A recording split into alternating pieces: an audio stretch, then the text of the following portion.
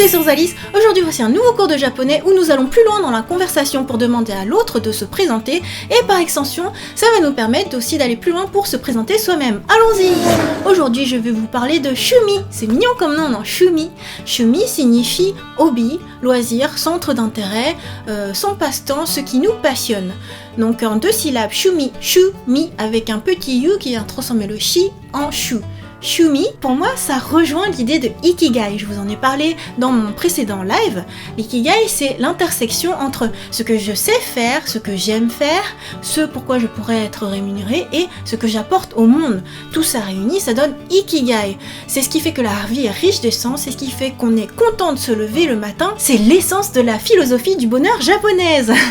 Donc Ikigai, pour rappel, c'est en caractère japonais, bien sûr. Iki pour vivre et gai, ce qui vaut la peine d'être vécu. Pour moi, Shumi, ça a encore plus d'importance dans l'ikigai que ce dans quoi vous étudiez ou ce que vous faites chaque jour au travail et tout ça, parce que Shumi, ça va vraiment représenter ce que vous avez dans le cœur. Donc c'est très important pour moi, je trouve, quand on rencontre quelqu'un, de lui demander quel est votre Shumi. Alors pour ça, je vais vous demander Shumi wa nan desu ka? Shumi wa nan desu ka? Shumi, bien sûr, donc hobby. Wa, la particule de thème, à propos de votre hobby. Shumi wa, nan pour dire quoi, des, c'est, ka, particule interrogative. Shumi wa nan desu ka? Shumi wa nan desu ka? Pour répondre à ça, donc vous n'avez pas besoin de repréciser le thème Shumi c'est, mais si jamais vous faites votre présentation de vous-même sans qu'on vous pose la question, là vous pouvez préciser Shumi wa nanana desu. Donc dans notre cas, Shumi wa est entre parenthèses. Ensuite, ce qui vient derrière, ça va être un nom, des, c'est cela. Ou alors un groupe nominal, une nominalisation. Je vous explique. Par exemple, vous pouvez dire c'est la lecture. Donc, quel est votre hobby? C'est la lecture. Pour ça, vous utilisez juste un mot, dokusho. Dokusho, lecture, dokusho, donc dokusho desu. Mais si vous n'utilisez pas un vocabulaire super savant, mais que vous voulez parler plus naturellement, ma passion c'est de lire des livres. Hon, livre, o, particule d'objet, donc le complément d'objet direct du verbe, ça va être le livre. Hon, o, yomu, le verbe lire, lire un livre. Koto, pour nominaliser le tout. Donc le fait de lire un livre. Hon o yomu koto desu. Ma passion, c'est le fait de lire les livres. Hon o yomu koto desu. Hon o yomu koto desu. Donc, utilisez koto pour nominaliser à chaque fois que vous utilisez un verbe. Hon o yomu koto desu. Ça marche pour tous les verbes, ça marche aussi pour autre chose. Donc, par exemple, si vous ne voulez pas dire que vous lisez un livre, mais que vous lisez des mangas. Donc, c'est tout à fait à propos. D'ailleurs, je partage cette passion. Donc, vous vous souvenez qu'il y avait une particule de complément d'objet direct, o. Il suffit de changer le nom qui est juste avant. Donc, tout à l'heure, c'était hon pour livre. Ici, on va remplacer par manga. Manga o yomu koto desu. Manga o yomu koto desu. Manga o yomu koto desu. Attention, on ne dit pas manga en deux syllabes, manga, mais 3 syllabes. Ma-nga, ma-nga. Mon hobby, c'est de regarder des animés. Anime o miru koto desu. Donc comme tout à l'heure, anime o, la particule de complément d'objet direct, c'est anime. Anime o miru, regarder. Regarder des animés. Anime o miru koto pour nominaliser le fait de regarder des animés. Anime o miru koto desu. Shumi wa anime o miru koto desu. Vous avez bien compris la structure avec la particule o de complément d'objet direct, avec koto pour nominaliser le tout. On continue. Shashin, photographie, photo, o, particule de complément d'objet direct. Toru, prendre, pour prendre une photo. Koto, le fait de prendre une photo. Shashin o toru koto desu. Shumi wa shashin o toru koto desu. Toujours la même structure. Piano pour piano. Piano o, particule complément d'objet direct. Hiku, pour jouer du piano. Koto, le fait de jouer du piano. Piano o hiku koto desu. Shumi wa piano o hiku koto desu. Même structure qu'on va raccourcir. Ongaku, musique. Ongaku o particule de complément d'objet direct. Au passage, la particule O, je ne vous l'ai pas précisé, mais vous pouvez le voir avec un WO parfois, dans des romagisations à l'anglaise. Mais on ne prononce que O, c'est pas wo, c'est O. Ongaku o kiku, écouter. Koto, le fait d'écouter de la musique. Ongaku o kiku koto desu. Shumi wa ongaku o kiku koto desu. Donc là, je vous ai dit qu'on va pouvoir raccourcir. Parce que vous pouvez très bien dire ma passion, mon hobby, c'est le fait d'écouter de la musique. Mais vous pouvez aussi tout simplement dire mon hobby, c'est la musique. Ongaku desu.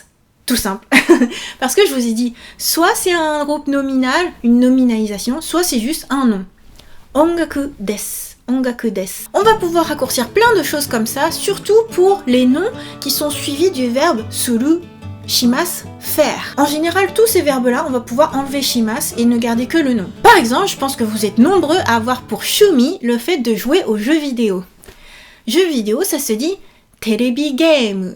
Donc c'est pas vidéo game par exemple, mais c'est terebi pour télé, terebi, game, bien allongé le e, terebi game, o, la particule de complément d'objet direct, shimasu, suru, faire. Terebi game o suru koto desu, le fait de jouer aux jeux vidéo. Shumi wa terebi game o suru koto desu.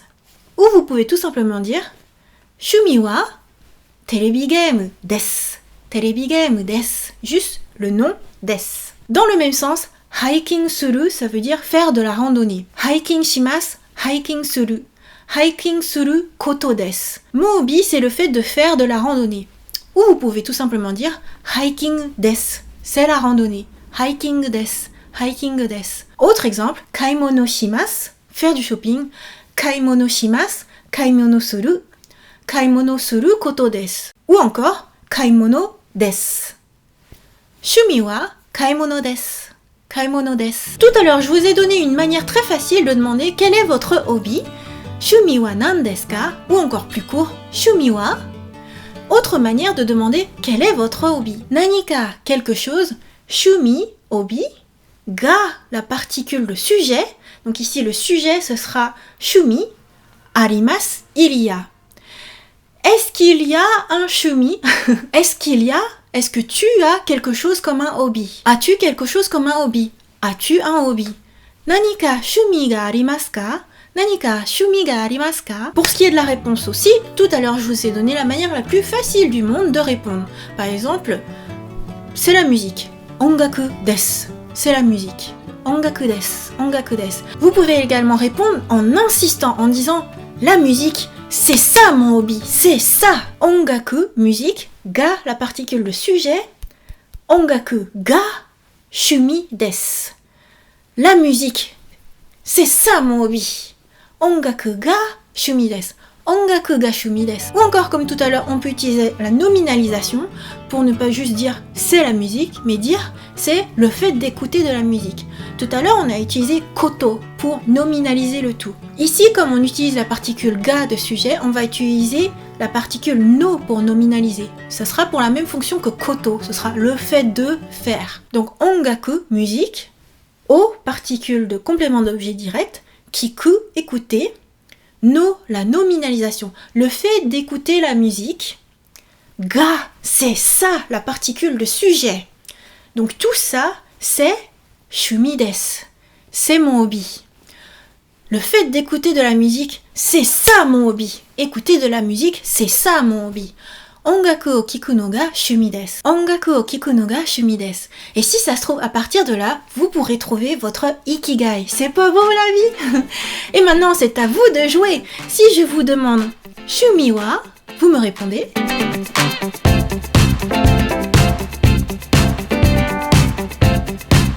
Autre option, si je vous dis shumi wa nan desu ka, vous me répondez.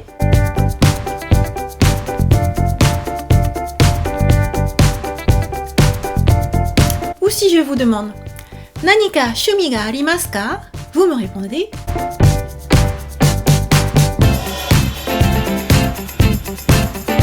Alors, Alors, c'était super facile, non? Surtout, c'était super intéressant, non? Avec juste Shumi, je vous ai parlé de votre Ikigai et je vous ai parlé aussi de plein de points de grammaire. J'espère que ça vous plaît, c'est super utile de connaître les particules, de connaître la nominalisation, de connaître la différence entre la particule wa de thème, la particule ga de sujet.